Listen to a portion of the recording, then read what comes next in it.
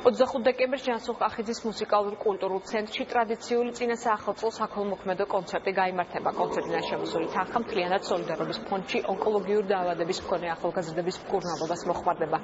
საქველმოქმედო საღამოში თბილისის სიმფონიური ორკესტრი, საქართველოს სახელმწიფო საგუნდო კაპელა და სოლისტები მონაწილეობენ. კონცერტს ვახტანგ კახიძე უდირიჟორებს.